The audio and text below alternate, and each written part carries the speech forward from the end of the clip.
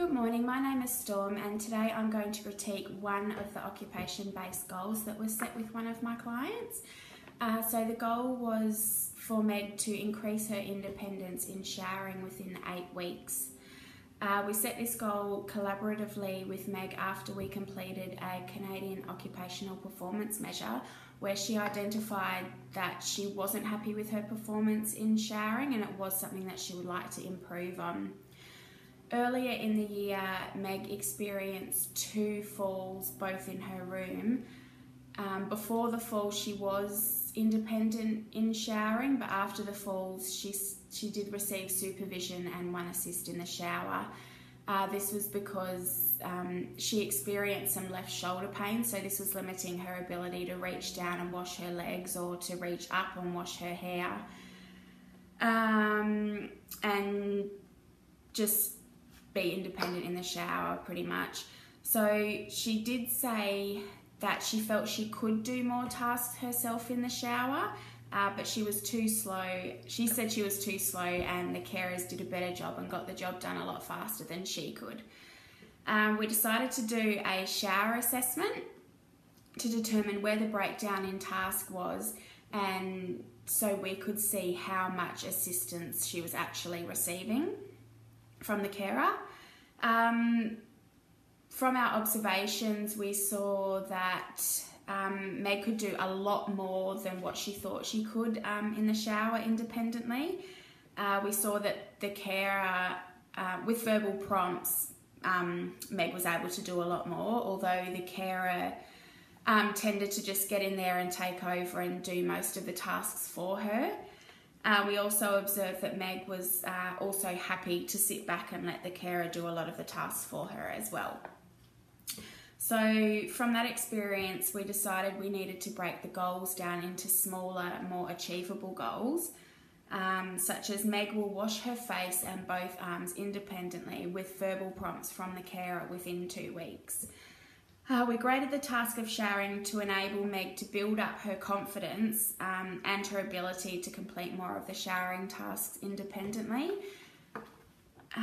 So what worked? Once we made the goal a lot smaller and more specific, it seemed to increase Meg's motivation to want to achieve the goal, whereas before, when it was just a broad goal of increasing her independence, that she agreed to it, but it just didn't seem like she was quite into it.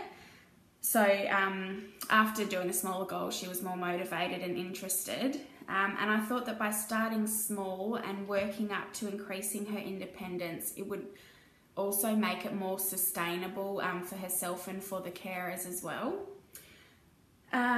I thought that smaller goals would also increase her volition and she would advocate for herself to become independent in the shower, because even though she said it was something she wanted to improve on, she still wasn't, like, the actions she was doing weren't helping her achieve that goal. Looking back on it, I realised that this wasn't an appropriate goal to set for this person within this practice context. Just to get the observation of her in the shower done, it took forever. It was so frustrating and so annoying. Just to get that done, it took 3 weeks of planning, liaising with carers and nurses to postpone her shower with Meg's consent, so that we could observe her. And we knew what we needed to do. We knew what information we needed. We just wanted to get in there, get our job done. And we couldn't because it was taking so long, and it just felt like the staff there either didn't really care about what we were trying to do, or maybe they didn't understand why we were there either. So we probably could have explained our reasoning behind that a little bit better as well to gain some more support from them as well. So we knew that we needed to provide the therapy for our resident. We wanted to get in there and help, but we didn't consider the practice context, and we didn't consider what the culture of the other carers in the facility would be like as well, and what effect they would have. So because Meg had experienced 2 falls, the facility had a duty of care to provide supervision and assistance while she was in the shower. So she was always going to have assistance. No matter what goal we set, the carer always had to be there while she was having a shower. So, and also because the carers had a job to do, they just wanted to get in there and get their job done the most efficient way they could. They had a lot of other residents that they needed to get showered before breakfast as well. And Meg was happy to let the carers do it for her as they were faster, and she thought that she was too slow. So we really stuffed up with this goal. It was never going to be sustainable.